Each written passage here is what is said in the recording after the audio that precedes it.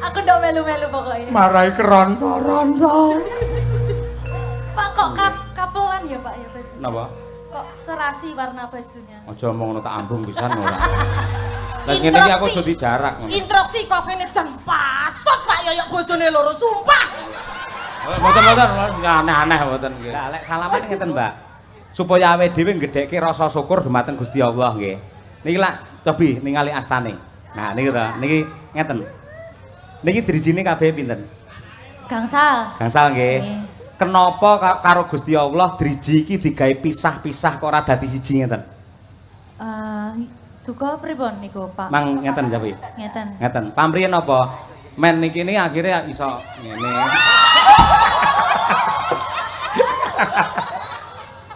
Guyone ngono. Aduh, bar iki kudu wudu aku.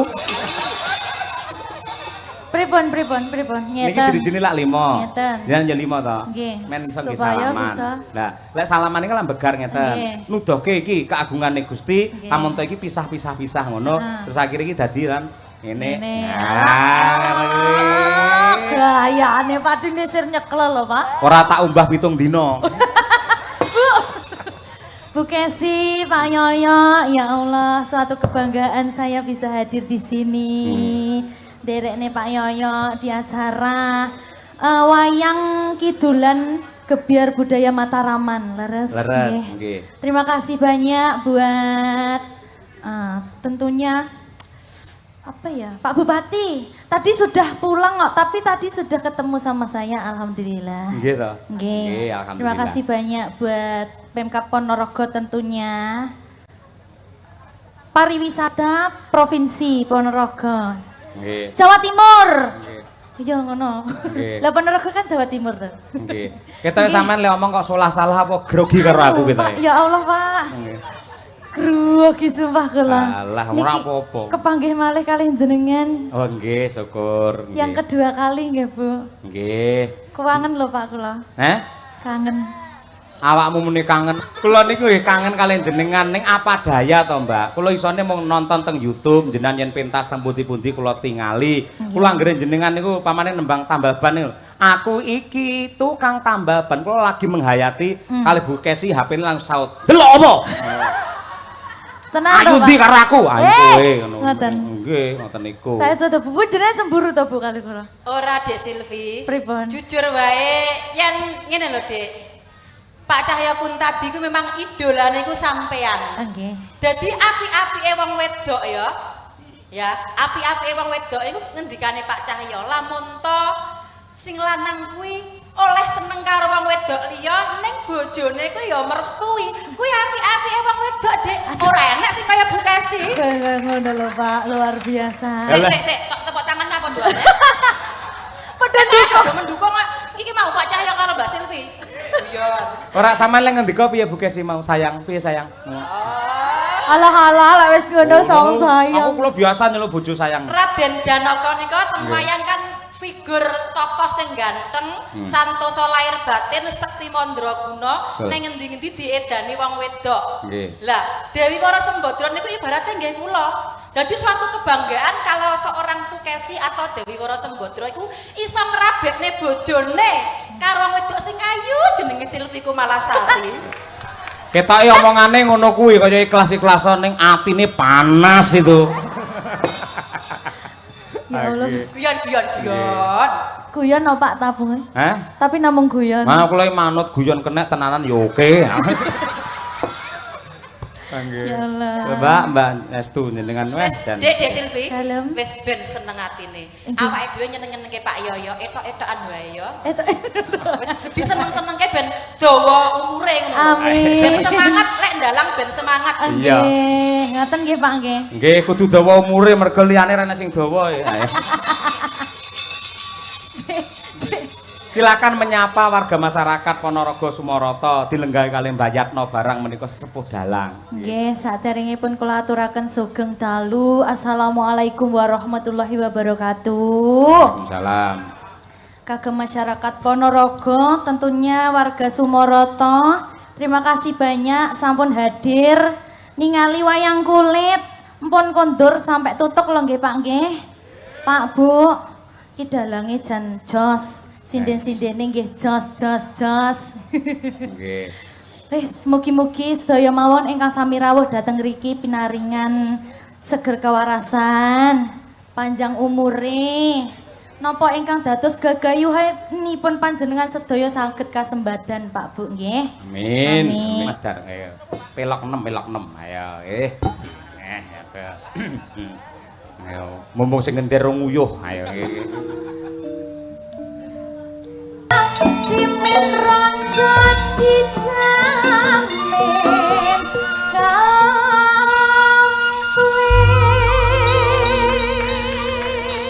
Mbak Silvi, dawuh lek ku ngapalne 7 dina iki wisan.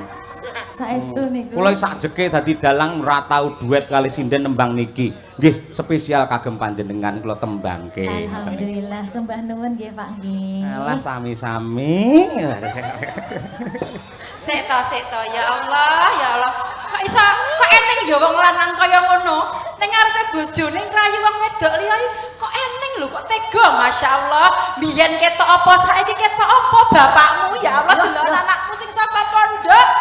Ayo, lek Brahma genah ka pondok saka ngabar Ponorogo ning pancen aku ki elek-elek ya ka pondok ning pondok Ramadan dadi. Nggih mung sesasi. Posonan to. Posonan. Lah sakniki jenengan kula bebas nih Mbak Silvi. Wau sore lek pun rawuh mriki. Sampun. Nggih. Kok mung delo to wau? Lah kula bagi pokok amrih ndang cethuke jenengan ngoten lho niki monggo. Oh, dadi wau sore kula dereng mriki lek nembang mboten pati semangat ngoten nggih.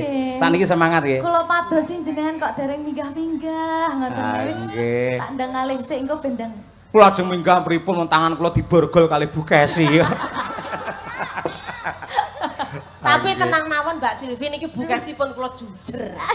Ten panggung niki mboten ana bukes niki pun los pokoknya. Los, nggih. Kalau di panggung Pak Yoyok milik umum. Kalau di rumah kabungane bukesi. Nggih. Los. Upama jenengan nanti badhe roman mesra nyanyi kalau Pak Yoyok los. Kan kula bujer niki Niki bukesi. malah nek kompore ning kene to, Nggih. Pak. Sik ning omongane Mbak Lucy. Tegese jenengan milik penonton. Oh, gitu. nggih, leres nggih. Monggo Mbak Silvi sembang napa? Nderek kemawon. Lek nek jenengan ngersakne napa, Pak? Lek kula niku anu lho mboten nate berubah wit riyen ngantos sakniki senengan kula yen jenengan iki mergo kula pertama ningali teng YouTube jenengan jret niku ninggal katresnan. Wis niku tidak berubah kula pun niku mbok nganti jaga kiamat nggih ninggal katresnan niku. Niku nggih. Nggih, karakter kula nggih ngoten niku. Sekali tresna kalih wong wedok, ya tetep kula tresnani terus. Bu Kesi pun putra papat tetep kula cintai. Mboten mungkin kula lereni, kula pegat mboten mungkin. Yen nambah bojo mbuh. Mboten Mbak Silvi mboten. Nggih niki lek ngoten kula spesial nih kagem jenengan niki, Pak. Dadi kula Nggih. modele kaya sing ditanggapne kula niki. Kaya sing disunati. Ayo nggih, ora apa-apa nggih. Nggih, derek Pak Yoyok mawon. Niku riyen nggih. Tinggal katresnan nggih. Nggih, coba nggih.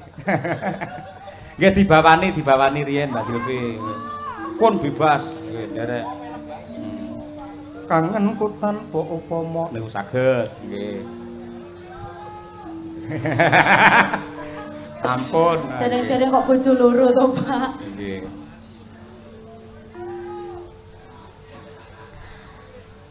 Kangenku tanpa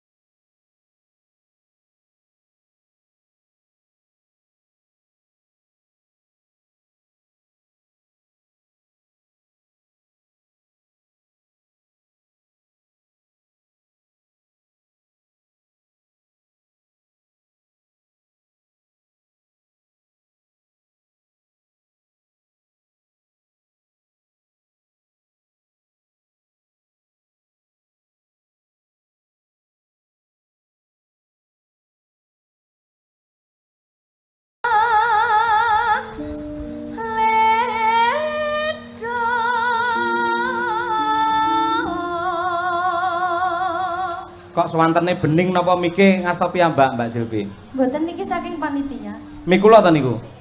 Duka? Oh, nggih mikula, lek mriki berarti mikula. Pripun? Mikula pas napa mboten? Penak, Pak. Penak alhamdulillah nggih. Ngono kuwi. Parandene ning omah slenti Ibu Kesi ya. Lah iya. Ana Ngelingono nalika dina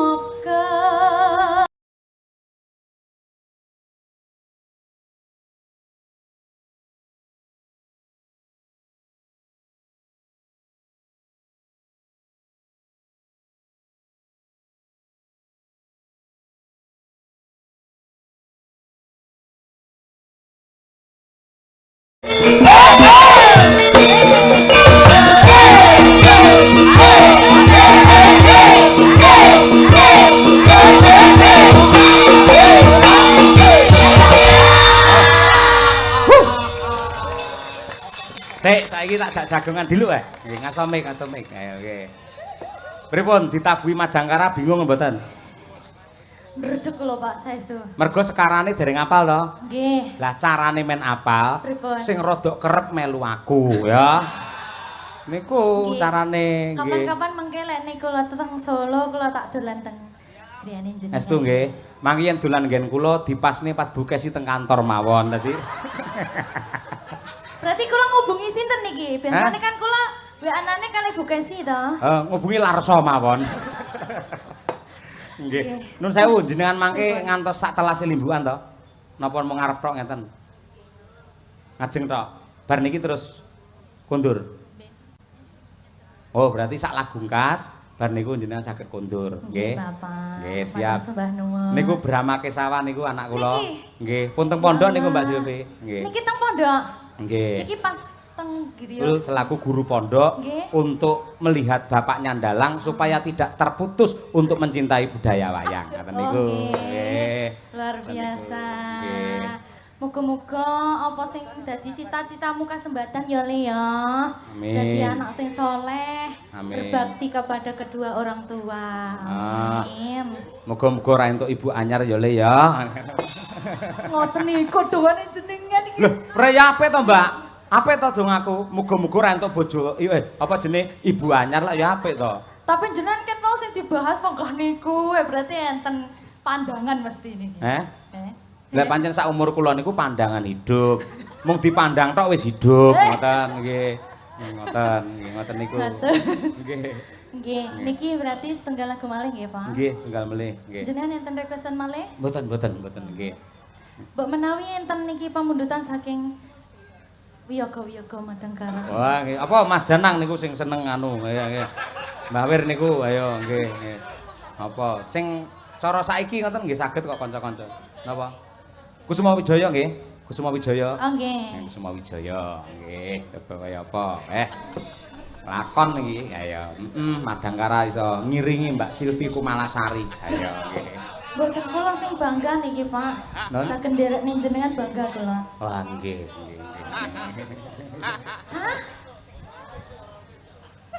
Nggih. Nggih. Ya, diaturake coba kaya apa? Kusuma Wijaya.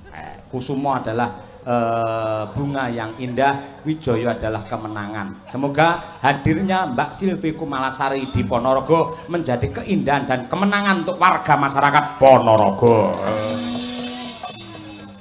Golek kata-kata ngeten iki angel lho Mbak Silvi. Ya, monggo Kusuma Wijaya dados yuk.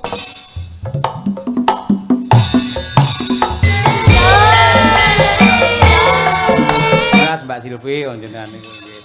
Iki kalih nggih mbuktekke nadyan temung gamelan nyel nyatane nggih garap napa-napa nggih saged. Alhamdulillah. Dek Silvi, Dalem, Bu. nyuwun sewu Pak Yoyo. Pripun? Iki gandeng Dek Silvi bar iki arep medun to. Ning aku kudu buka lan jujur bahwa kehadiran Silvi Kumalasari malam hari ini. Kumalisara. Ayo. Silvi Kumalasari hadir pada malam ini adalah atas permintaan Bu Kesi ketika di alun-alun Ponorogo, eling ra Aku matur karo Pak Bupati. Pak Bupati, jenengan temokne Pak Cahyo kali Silvi, mesti jos geger gember. Ah iya. Nggih napa mboten Bapak Ibu? Nggih. Wah, iya toh. Bareng ketemu kula seneng, Mbak Silvi seneng ning sampean atine ketoke kok betek. Atimu padha karo aku ki entuk swarga ngono lho Pak. Amin ya rabbal alamin. Saiki sebagai tanda bukti gandeng Dek Silvi saiki arep medun, awake kudu foto bertiga, kiwa tengen. Ayo. Kameramen siap? Aduh, kita foto, yo. Ayo. Saestu niki Bu. Ayo, sana kita. Wong loro tok aku rasa. Ora ben marem lho kenang-kenangan. Ayo dipoto Nadia ya kameramen. Diiringi, Cong. Diiringi. Iringannya apa iki iringannya api Kok malah tepuk sakinah pripun to? Saya iringannya si cocok apa iki? Kedok ngorek yo. Kedok ngorek siap? Yo. Foto deh. Nyon sewu lho. Kawula nuwun sagung para lenggah kakung saha putri.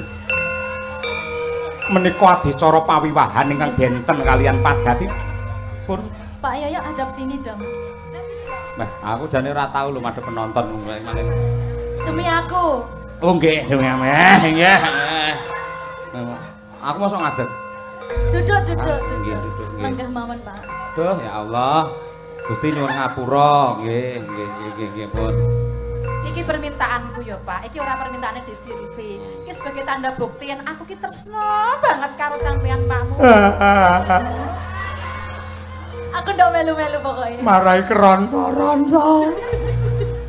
Pak kok kapelan ya Pak ya bajunya? Napa? Kok serasi warna bajunya? Aja omong ngono tak ambung pisan ora. Lah ngene iki aku jadi jarak ngono. Instruksi kok kene jan patut Pak Yoyo bojone loro sumpah. Mboten aneh-aneh mboten nggih. Pun piye? Ya Allah. Gayane pripun?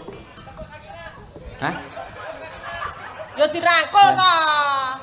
Happy. Kekali dirangkul to. Amin nggih.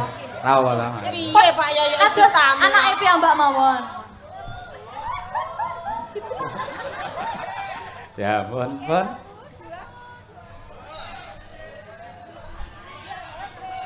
nggih, matur nuwun nggih.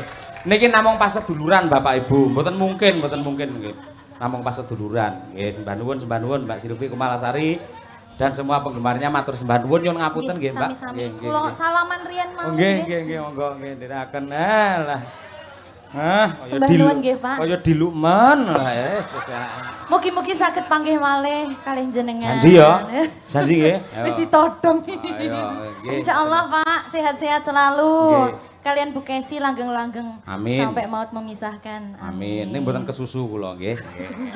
Nggih. Dongamu medeni lho. Kan maut barang. Yo pokoknya sampai sok ngoten lho Pak. Nggih, sampai esuk. Matur sembah nuwun nggih Pak. Nggih, ndherekaken. Nggih, monggo assalamualaikum. Waalaikumsalam.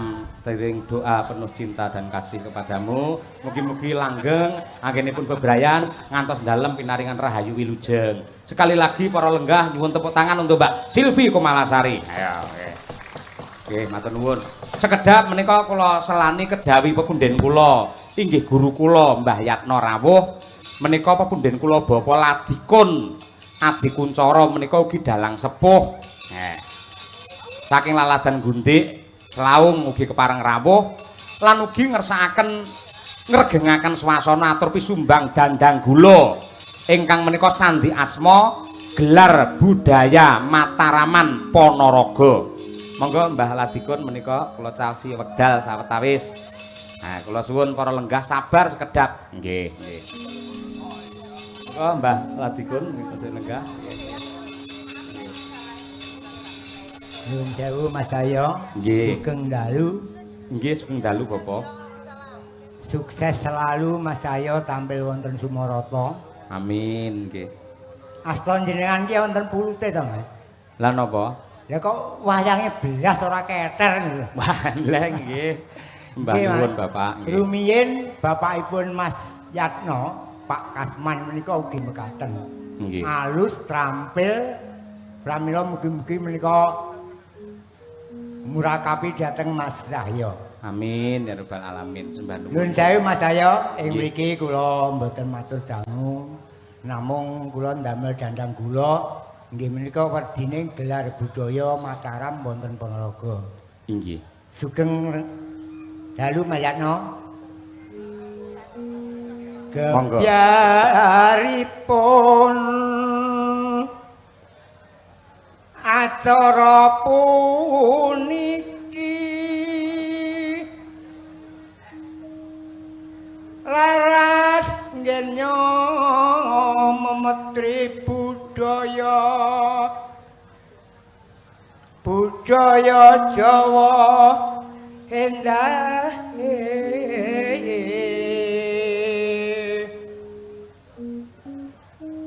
Dono kang putih luhur ya iku ambeku tami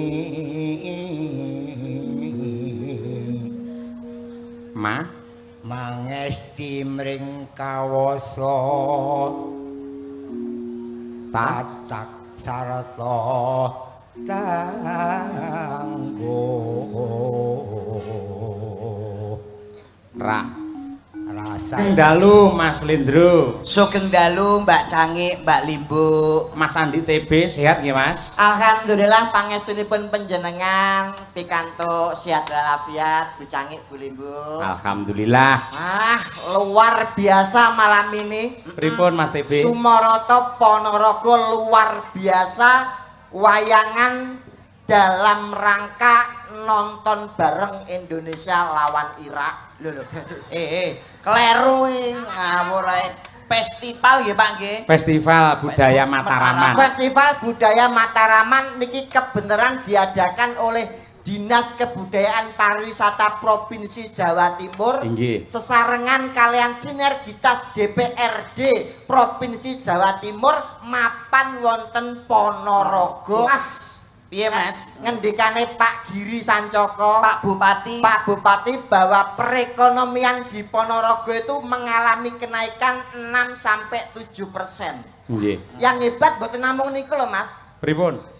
Salah satu kabupaten yang bersih dari yang namanya komplek prostitusi dan juga lokalisasi itu hanya di Kabupaten Ponorogo. Tepuk tangan untuk Ponorogo, luar biasa. Luar biasa Ponorogo saiki wis ra ono komplek, Mas. Alhamdulillah. Saya sangat. Nggih, mergi saniki zamane online, Pak. Wis regane cetok. Wis up ngawur niki saya ngawur, Mas. Ketoke ngelem ning ngeblekne lek kuwi. Mboten niku namakan penyakit masyarakat, Pak niku. Pekat Ponorogo pancen hebat luar biasa. Nggih. Perekonomian tumbuh dengan pesat, dengan melejit, dengan di bawah kepemimpinan Bapak Bupati. Napa meneh niki sewanten Pasar Sumarata. Pripun? Nyuwun sewu jenengan nek dereng diarani teka ning Sumarata niku nek dereng jenengan mampir tenggone Cakruk Druwo, Pak. Napa? Cakruk Druwo niki gene Mbah Galung premane Ponorogo gedhe dhuwur niki. Masya Allah ngoten nggih. Jajananipun komplit ana eneng jenang Ponorogo Asli cucur Nggih. getuk golan ana. Nggih. terus bolmu. Apa kuwi? Bolmu ki apa to, Be? Jenengan ngerti roti cilik mboten to, Pak? Roti cilik niki lho. Bolu. Luwi Jakarta nek Ponorogo niki mu. Dadine Lu terus gue bolmu bolku. BTB Mas yo Jakarta, Mas yo Ponorogo iki nek bolu ya bolu. Lu gak pernah ke Jakarta sih. Waduh. Makanya gak bisa ngomong Betawi. Lo emang asli Jakarta. Main dong ke Jakarta sama Pak Cahye. Waduh. Cahyo. Niku dadi Pak. Oh, cara Betawi. Nggih, Betawi niku dadi Terus? Emang lo asli Jakarta. Gue sebetulnya Jakarta, Pak. Jakartanya mana? Tanah Abang. Lek wilayah ya abang ya abang. Niku dadi Pak. Oh. Tanah Abang. Iya, Tanah Abang. Lo sekarang kok di Jawa? Gue aslinya di Jakarta lame, Pak. Kok pulang ke Jawa? Iya, atlet di sana gue bukan dagelan. Atlet apa? Atlet karate, pencak silat, gue Eh. di sana. Wis. Pencak silat. Niku dadi Pak. Ah, ya ora kabeh dingonokke kuwi kleru lek kuwi. Nek pencaksilat nggih pencaksilat ya Mas. Pencak silat. Pencak silat di sana. Terus gue tinggal di Jawa, di Tuban. Sami siapa? Sama kakek sama adik gue, Pak. Oh, bapak ibu? Nyokap sama bokep. Nyokap sama bokap. Iya, nyokap sama bokap di Jakarta sekarang. Oh, sekarang alhamdulillah bisa silaturahmi di sini. Alhamdulillah. Wah, niki luar biasa. Sampean teko kene arep maringi apa, Mas? Ya paling ndak iki memberi contoh napa niki paring donga ya Pak Yoyo. Leres. Wong jenenge Yang pertama niku donga niku. leres muga-muga warga Ponorogo diparingi sehat, diparingi panjang yuswa, nandur kelapa mur. Amin. Ya rabbal alamin. Tuku melon ning dhuwur tampah kabeh penonton saya barokah. Amin Allahumma. Amin. Nah, ngene iki lho. Yo, kowe Ngopo? lho ndongakno parian utawa pantun. Pak Yoyo nyuwun sewu pami panjenengan. Pantun. Kula. Nggih. Nggih, siap, nggih. Teng Kutha Solo dinane Jemuah, kabeh warga masyarakat Ponorogo mugi-mugi tansah berkah barokah. Amin. Oke. Tuh, kena kanggo Ya. contoh. Awakmu genten Kon napa? parian Parian apa? pantun kaya aku mau to, nandur klapa ning pinggir sumur, warga Ponorogo muga-muga sangsaya makmur. Tak urusi sik. Nyuwun sewu. Pripun? Nandur klapa ning pinggir sumur, warga Ponorogo muga-muga tambah makmur. Niki cara ngaten niki ndongakno bener napa salah? Lho, nek kanggene kula nggih bener. Sing ngomong bener sapa? Lho, upamane jenengan nyalahke dasare napa kok nyalahke? Ora ana critane ndonga kok gawe pantun niku alim ulama kiai kurang menganjurkan. Ndonga gawe pantun niku malaikat nyakete bingung. Kok iso? Lho, saniki jenengan ndonga gawe pantun. Imam ning masjid napa mboten bingung? Lho kok iso bingung? Saiki Allahu Akbar. Budal sekolah mangan es krim. Bismillahirrahmanirrahim. Main jadu tengah alas kul a'udzu biro binas. Iki salat bare jam piro? Donga niku sing biasa sing bloko suto masyarakat teng mriki paham. Oh. Contone pripun upamane nek jenengan? Dongane niki nggih mugi-mugi sedaya warga Ponorogo insyaallah pinaringan bagas kewarasan, Amin. golek sandang papan lan pangan, ayem tentrem. Donga gawe pantun. Lah sir kula ben indah ngono ya. Lah yang cak-cakane niku wonten, Pak. Nyuwun Oh, sewu. empan papan ngoten nggih. Nggih. Nggih. Tadi donga iki kudu nganggo pantun ora entuk. Ora entuk. Tapi ya paling bahagia iki kaya panjenenganipun Mas Dalang, Mas Yoyo, Mas. Nyambut gawe iki nek ditunggani karo garwane iki saya barokah, cara keluarga ono sakinah mawaddah warahmah. Amin. Nggih Ya mboten, rabbal Pak. alamin. Nggih leres, Iki leres. Nggih. Seorang pemimpin yang patut kita apresiasi hanya beliau. Seorang dalang pada malam hari ini pagelaran pimpinannya ya Pak Cahyo, Pak Yoyo iki. Nah, kuwi rungokno kuwi B. Nah. Gawean sing paling abot ya Pak Yoyo nggih to, Mas? Leres, nggih. Dalang iki apa? Gaweane abot. Dalang abot. Abot. Sing ngomong dalang abot sapa tak wapuke rene.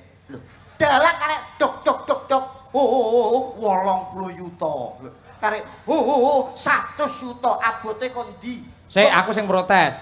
Pripun? Sing jenenge dalang wiwit saka sirah nganti tekan ngisor kabeh kerja lho, Mas. Iki mikir, mripat nyawang wayang. Nggih. Iki ambekan nggih nirung terus lambe omong sawengi utuh, suluk sawengi utuh. Nyuwun sewu kabeh mikir mripat ngawasi. Ah. Tukang kendang apa ora ngawasi?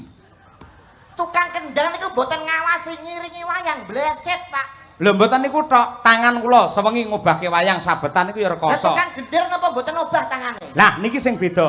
Napa? Kula niki njejak keprak sewengi utuh, jag-jag yen nganti kleru lek njejak iso malah iki cilaka. Lah tukang jaipong.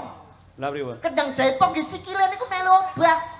Jenengan pamer, dalang nyuwara terus sinden sakmene kae apa bisu.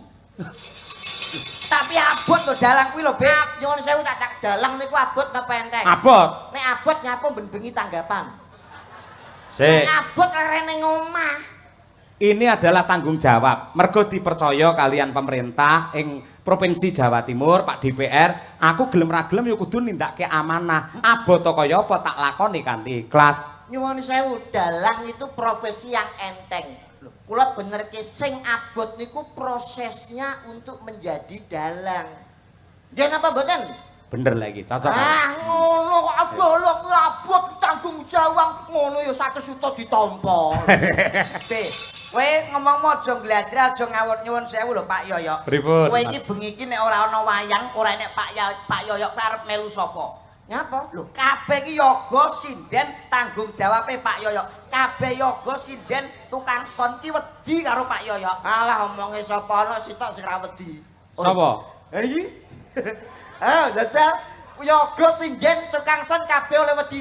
Jenengan wani nyentak iki perang Guntarayana, Pak. Waduh.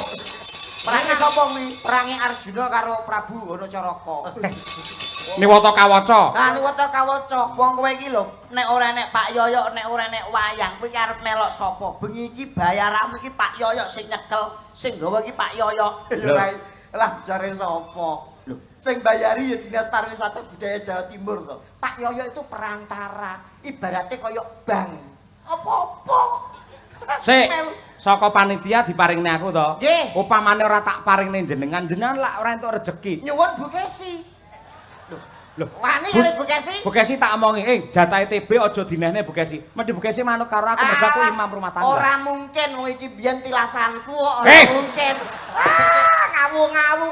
Bu Kesi, kok sik tau iki ra nyawang karo gethokmu. Gantenge kaya ngono mosok Bu Kesi cantik, suarane apik, kondang. Mosok gure entuk gemuk kaya sampean ora. Pak, kula omongi nggih. Napa? Ganteng elek niku nek rabi sing digawe ora sirahe. Lho, lha apane? Liyane. Lah, dunya kudu paham niki. Nggih, ning ndase tetep kanggo. Ayo. Kok nyek Kowe iki kudune sing introspeksi iki diri iki kowe awakmu. nyapa? Mbak Kesi kok ngantek seneng karo kowe iku apa ora ngilo jitokmu wong raimu kaya boton tah. Nggih mboten Mas. Nggih. Lah kowe kok sombong nyuwun sewu lho nek Bu Kesi kali bojo kula sing saniki nggih tebih bumi langit budale Pak. Ayu bojone jenengan. Loh bojo kula nyuwun sewu lho, titele Bu Kesi niki napa? Magister seni. Halah MSN. Bojo kula niku titele SPD MM. Oh. Sarjana Pendidikan Magister Manajemen. Sing ngomong sapa? Lah niku SPDMM. SPDMM. Sekolah pedodil mergo meteng. Wah. Dadi aku pacaran 2 wulan iki bojoku meteng 3 wulan. Ngene iki jenenge ora kenek dienggo Contoh. contoh. Tapi kebersihannya patut diacungi jempol, Pak. Bersih piye? Bojo kula niku Nadianto elek nyuwun sewu lho mboten sombong. Nggih. Nek kemui nggih banyu aqua. Lho, Bojomu kuwi? Halah Bu Kesi Pak, aduse gawe Fanta. Lho, aduse kuwi be Gawe Fanta, raupe gawe Sprite. Cawike gawe ale-ale, Pak. Dadi perang-perang dino direbung semut iki. Gawe ra umum, tapi legi rasane. Lah, wis iso kojok kowe iki. Bede iki lho sak pantaran karo iki lho, bojoku SH niki, Pak. Apa kuwi? Lucy Brahman SH. Sarjana hukum. Son horek niki ya. Kowe iki aja ngawur lho, iki bengi iki danyange ning gone Mbak Lucy lho, iki malah nyepelekke. Nyapa? Lah iki Mbak Lucy bayaranmu tanggung jawabmu ning gone Mbak Lucy, mbok nyek darani son horek. Aku iki muridé Mbak Yatno. Ora ndek wedi nek karo Lucy Brahman pah. Nek bengi dodol marimas sakniki. Mbak Lucy niku. SS Nek gene awan PNS. PNS Nek jelas. bengi nyinden nek prai nyinden dodol marimas. Maksudnya mari Mas ki Anggerane wong lanang Wong liwat. liwat. Mari Mas. Mari Mas. Kuwi pelecehan lek kuwi. Aku kok mau dadi Mbak Lucy ora trimo kaya kula ngono. nggih sami mau dasare dagelan gundul nek kula tak bacok mawon. Ah iya. Putra daerah wilayah Ponorogo kok. Nggih, Nyuwun sewu, dulure Mbak Lucy. pirang-pirang kok. Kula aturi jumeneng, Mbak. Lah iki lho, arep nyepelekne sampean. Malah darani kok ngguri kok Lucy kaya apa sales Yakut barang ngono kok. Lho ya ta potongane kaya son horek. Wow. Kaya sono apa? Son horek. Wow. Bokonge nggawa kompresor. Ngenyek. Piyai sing miji apa piyai sing ayu lencir kuning yo ngene iki kok. Lencir kuning iki mripatmu katarak apa piye? Potongan kaya celengan Semar. Ayu nggih Pak Yoyok nggih. Cantik, luwes, kewes merbawani.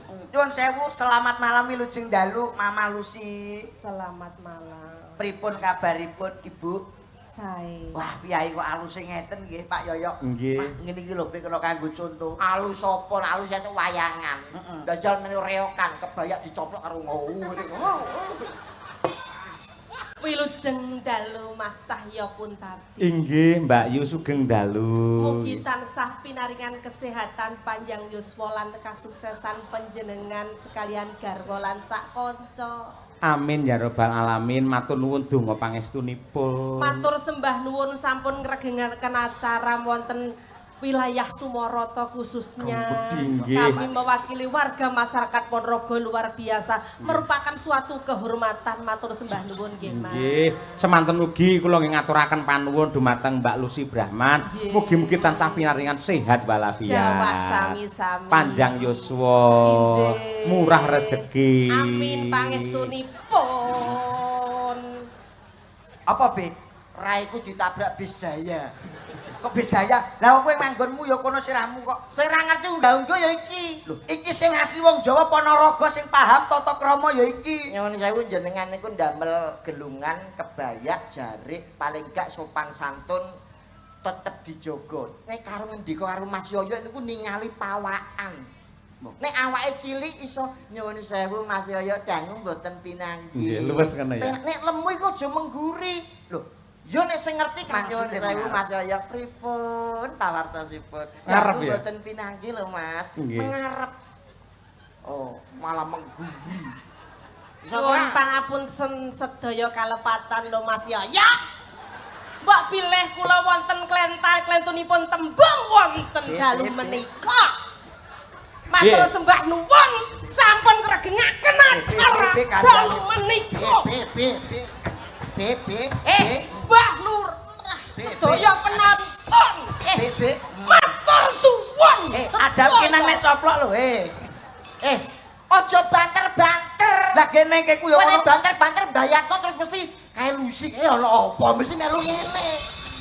Lah kowe meneh contoh ya ngono ki wong ki mbok ya bangga ndek bojo kaya Mbak Lucy ngeten iki lho Mas Yoyo. Nggih. Wong lanang ki nek ndek bojo kaya Mbak Lucy cerdas, pinter, PNS, tur gemi setiti. Lho, bojomu iki mbok ya kaya Mbak Lucy ditukokne gelang ngene iki. Lho. Tenan bojo lemu kuwi ora diingoni ya panggah Panggah gede lemu, seger.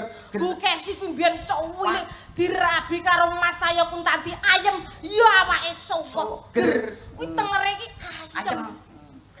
Ayem apa? Loh, jangan melihat dari fisiknya peh diopeni terus ayem. Justru ngaten iki nyuwun sewu awak lemu niki malah sing pekok bojone. Lho kok iso pekok iki lho. Mesti dhuwit dul dikekne kabeh. Iya to? Lho iya. Entuk blonjo, entuk bayaran gaji dikekne kabeh. Mulane wong wedok rusak mergo panganan apa wae ditukoni. Awake koyo ngene iki. Lho ngono kuwi tengere wong lanang sing gelem suami yang setia. Piro kaya-kayane Mbak Kesi sing dicaosi. Ora kaya kowe iki. Wis rupane kaya gembok. Idoni Mbak Idoni. Bojone dope mati Lah. sisih. Lho, apane dope? Mati sisih. Mas aku bojoku PC lho piye kaya mati dhisik. Gelas. Oh, rumangsane kowe iki sowaning Ponorogo arep ngaturke apa kok malah padu ae. Lho ngono lho sing marai. Ngaturne apa? Ayo mari jenengan maringi napa kagem warga Ponorogo Nggih, sing apal lak Mbak Lucy. Ning karakter joget Kyai wis akeh sing Ponorogo. iso. Nggih. Pancen nyanyi wah wis ngerti. Budange. Mbak Lucy iki jaman biyen penyanyi anu Pak, orkes.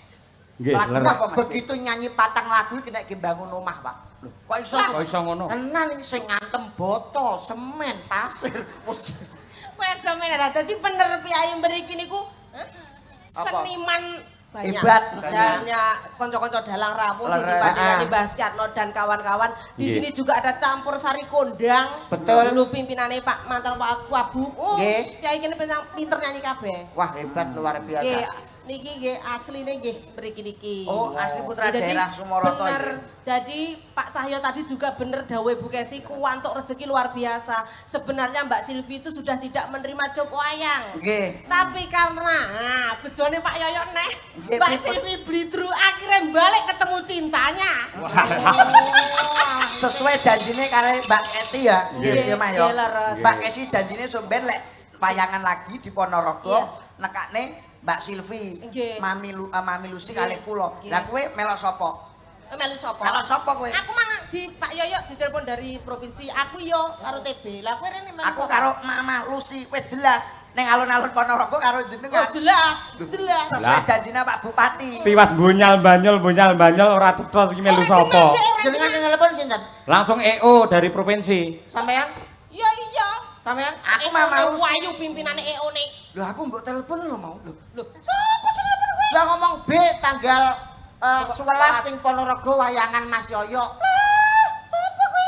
Lho, kowe ditelepon piye karo Mama Lucy? Aku ra ndek nomor teleponmu kok. Lho, sing telepon aku sapa? Lah mbok aku yo ora duwe kok nomormu kok. Telepone piye? Telepone B tanggal 11. Wayangan ning Sumoroto dalange Pak Yoyo, Pak Cahyo Kuntadi. Lho, kowe kan ora kon ndagel, kowe iki kon nonton Pak Yoyo karo Mama Lucy. Kon delok to? Kon delok. Ben delok kok jarian lho. Sapa sing? Lah wis salah alamat yen ngono itu tegese. Dadi ngeten. Ngeten. Ya iki kan awake dhewe sing genah to. Terus iki ben medun. Wong kowe ra genah. Ora genah. Medun ora apa-apa. Lah ora apa-apa aku tok kene silaturahmi karo Mas saya ya Mas ya. Nggih, lha nggih. Anggere ikhlas lahir batin jenengan entuk ijol rezeki mangke. Tenan ya, Pak? Nggih. Dijoli tenan. Dijoli. Sumpah. Sumpah, nggih. Watone kelas lahir batin lho nggih. Ning ijol sosok ora mesti, ora kudu dhuwit, upamane keluargane jenengan diparingi tentrem, bojone setia niku ya rezeki. Ngoten. Mosok 700 ora metu blas, Pak. Lah, Ya sing jenenge rezeki lak ya sangkan paran to, Mas. Ora mesti ngono kuwi. Lah leres rezeki ku derajat pangkat jodoh rezeki pati lah. Spesial iki karo Mas Yoyo ditunjukkan spesialis yang lain. apa, Mbak? Nyanyi wis kulino. Nari wis kulino, dajal ketoprakan. Iya, setengah ramban ya. Ya setengah ramban tok. Siti tak pramen wae. Iki juga tak aturne salam kagem Kyai Sumaroto Kabeh sedaya, Sing. mugi tansah panjang yuswa matur sembah nuwun rampipun nggih. Bapak Ibu salam kangen kula. Dangu mboten pinanggih. Terus ini juga rawuh. Nah, Sinten menika? fan klub Mas Yoyo Caksi Lovers. Susi Brahman fan club. Nah, Mbak Susi dan kawan-kawan. Terima kasih. Wah, pancen penggemare akeh kok ya, Bi ya. Anu, Lakone apa ketoprake? nyuwun lakon apa, Pak? Derek jenengan. Nggih. Pun niki anu mawon. Jenengan anu, niki role kurang setunggal. Napa? Dadi damar wulan. Ojo aku ora sampean. Aku tak ngentongi ae. Oh, ora iso ngentongi. Iso wis kulino ya. Lakone anu wae, Mas. Lakone apa, Mas? Anu apa jenenge lakone Roro Jonggrang. Oh, Nah, Jonggrang. nggih. Roro Jonggrang karo Bandung Bondowoso. Iya. Ki Roro Jonggrang kuwi pake Prabu Piccolo kan dipateni karo Tupolo. ya Tupolo. Tupolo kaya merek sepatu wae. Ayo. Lakone yo. Ya. Kowe dadi apa, Bi? Apa? Kowe dadi Dadi apa? apa? Bandung Bondowoso. Oh ya, Kowe dadi sing nanggap. Jin. Iki dadi Roro Kudune Jonggrang. jine iki kuwono. Rupane gundul. Oh ya, kayak Jime. Ayo. Sampeyan rasan-rasan sik mergo pake dipateni arep males karo Bandung Bondowoso. Aku Terus rasa karo sapa? dhewean. Ngudarasa berarti. Ngudarasa terus aku teko, sampeyan ngrangkul aku terus nyambung aku tapi aku cocok gelem ngono. Loh, Kowe gabukmu apa lho? Bandung. Bandung ya ora iso. Ya, ya. Musuhan no adewe kok. Iya. Ngambung ngidoni ya. mutiar kowe. Bandung kok didoni kaya Yuk, duduk. Jagat katon peteng dedek. Rasa diri bukan duwe. Anangan opo maneh krono lawan. Wis tumekaning pati. Nanging titen ana.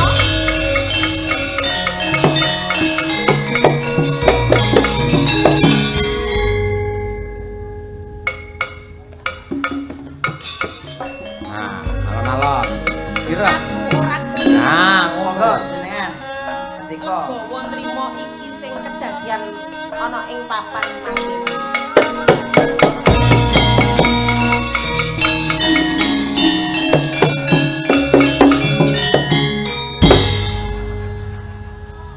Tak-tuk iki masamu bakul bakso apa piye? dandangi kentongan.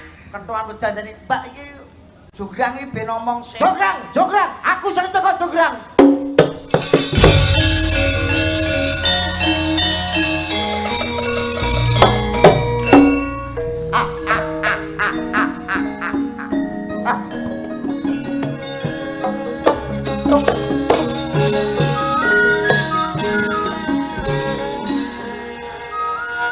Kangen karo kowe Jograng.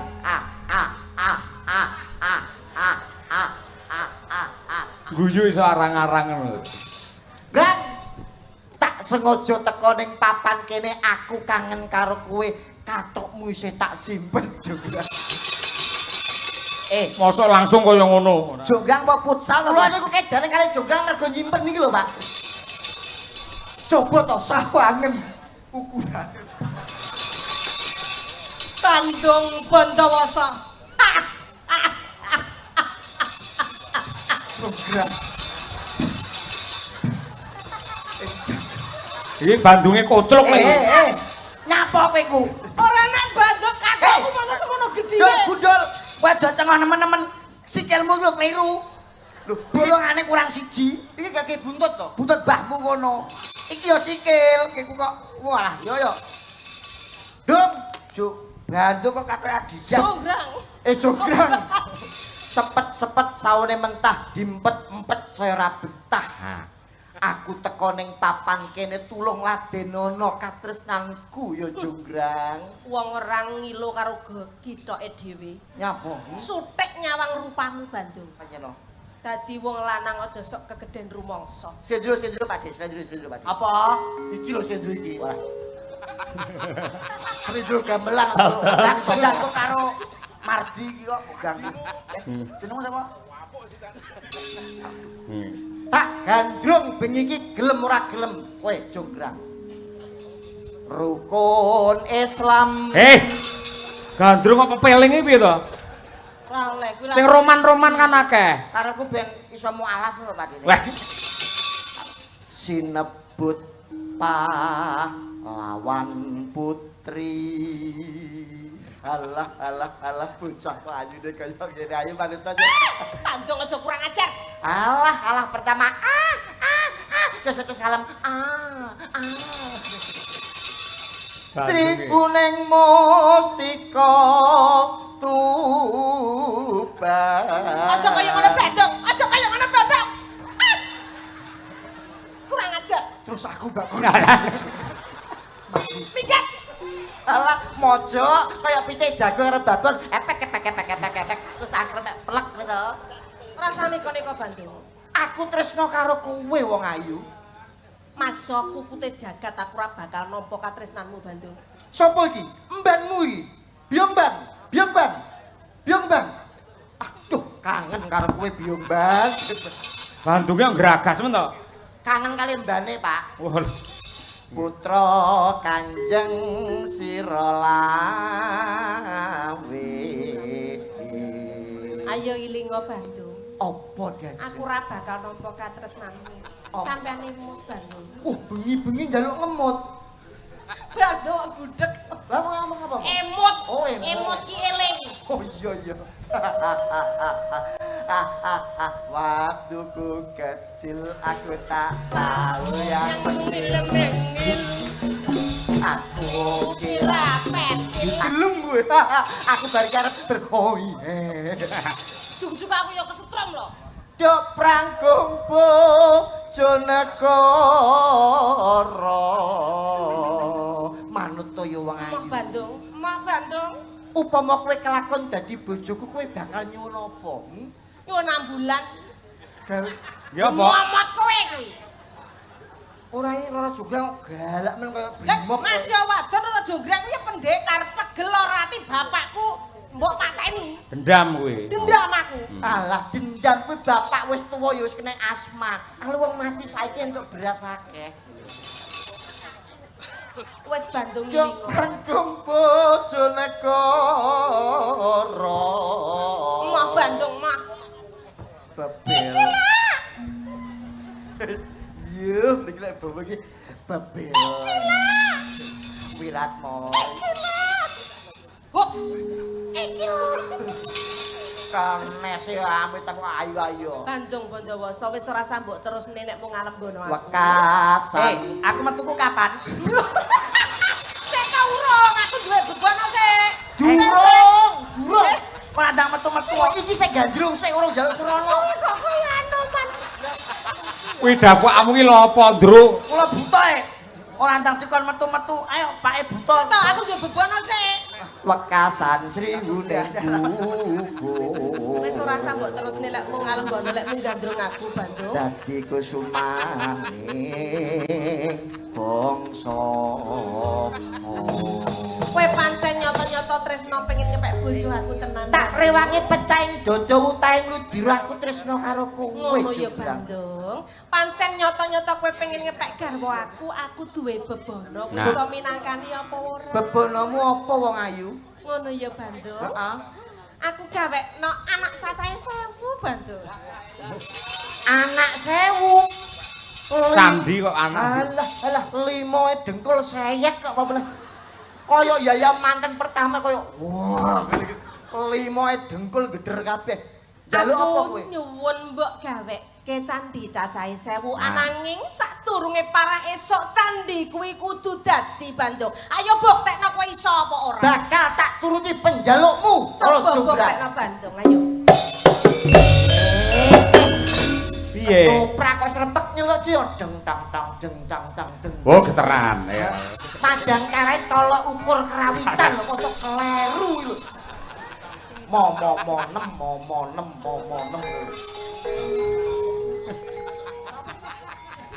Keduren ra penak ora antep malah. Sing kaya biasane lho, kula teh apa to aja niru lambiku. Deng teng teng deng dong dong deng ngono. Kemi iki ditutuk. Ha. Bismillahirrahmanirrahim. Allahumma lakasumtu wa bika amantu wa ala rizka aftar birahmatika ya arhamar rahimin. Wit kopat kapit setan ora doyan demit ora ndulit. Peso mlengkung jenenge arit. Sendok mi jenenge supit. Nemplek ning kathok jenenge pecirit. Jeng setan pripayangan metu aku Bandung Bondowoso. Ayo, gendruwune.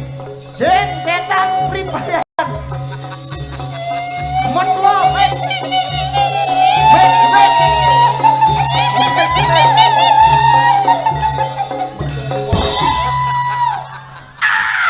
Telat. Aku wis metu langsung metu. Metu ya? Ya, neh.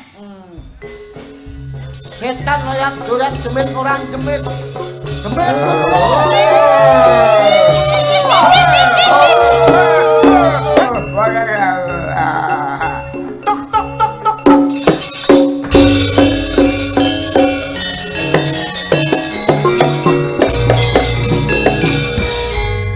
Astagfirullahaladzim. Jim kok kaya ngono apike. Lah niki ngangge songkok. Mbon mualaf.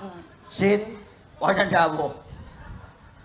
bun benjang dedawah sonten kula benjang derek sinten. Bojoku gelem dadi bojoku nek njaluk candi akeh 1000 ning suwengi kudu dadi. Aku rak matur karo Gustiku Jim sing paling ketuane Jim. Sanggup ora Jim? Sanggup ketua Jim? Ketua Jim? Oh alang gorene ketuane Jim to? Ketua Jim. Ya ampun, Jim. Ketuane Jim malah ngiler piye kowe. Mas, malah Keren.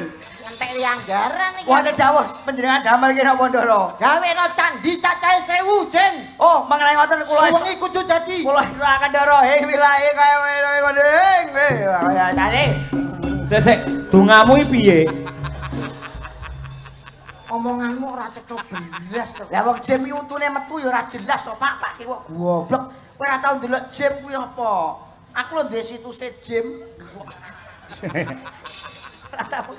Ora tau duwe aplikasi Jim iki apa? Wilahe kaya baolah aku ya lo gawe ya.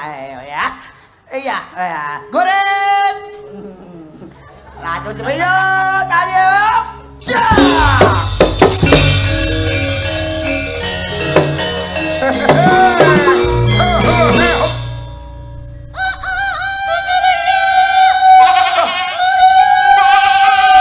Ono suara kiri. Suara kiri. Iki pitike dipangan kiri gitu ya. Suara pitik kok kiri breng metu. Lah kan para esok sembarang. Kok ada suara pitik dero. Wis rampung apa durung? Sampun dero Wis rampung. Jograng, sawangan iki jograng.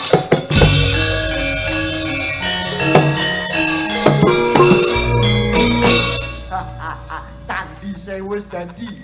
Delengen ana sing Sinar Jaya, apotek, Surya Mat. Pintuwe candine apik-apik kuwi ana sing Kowe iki rukun. iki jagep candi. Kuwi tenanan. Wis hitungan Kowe wis iso minangkani apa sing dadi panyuwunku? 1000 candi wis dadi. Coba tak hitungi ya Bandung. 1, 2, 3, 4, 5 kae cacahe ana 500. 500 ning sebelah kono. 1, 2, 3, 4, 5. cacahe ana 2000. Keluwen. Lah pira ta? Oh, njaluk 1000 dadi Gaweku 2000. 1000. Oh, 1000 ta? 1 2 3 4 5 3000 iki. Mosok punjul. Kok sugih men ya? 1 2 3 4 ih cacahe ana 400. 900. Iki 400. Iki hitungan. 400 berarti kuwi basa. 900. Iki ana 50 Bandung lho. 950 iki sing ngiri. 50.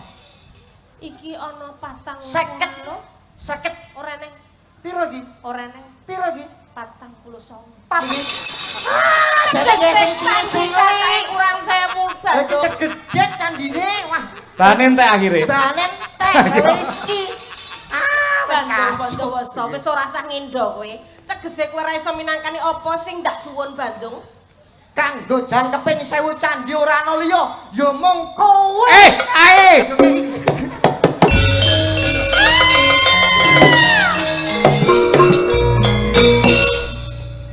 Gareng roko. Gayamu koyo ngono, lagi dipatung to ki. Rasane iki lho.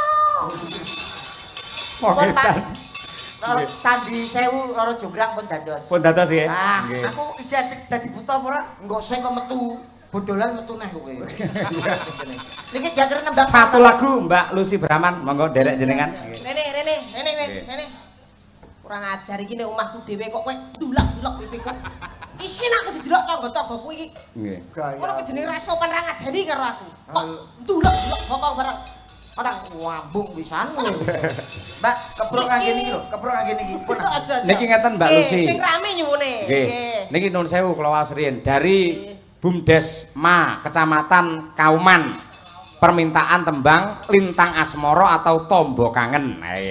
Dari Bapak Pak Camat Kauman, Pak Tony Kristiawan. Terima kasih. Pak, lintangan sekolah niki musik ya Pak, napa saged? Lho gamelane apa-apa iso kok. Lho, sing nembang kari iso apa ora ngono. Ayo, Lho, sampean musik sing kok Pak dadelan. niki. Lho, nek kula saged to Pak. Nggih. Piye to? Lulusan Indonesia mencari berkat mosok ra iso. Bakat. Nggih, lagi. Niki saged Nggih, lintangan saged. Asmoro? Saged. Oke, lintangan Asmoro. Wah, njajal. Sing lanang jenengan to Mas TB? Nggih. Oke. Nggih. Pun to. Monggo dipun aturaken Lintang Asmoro. Dados.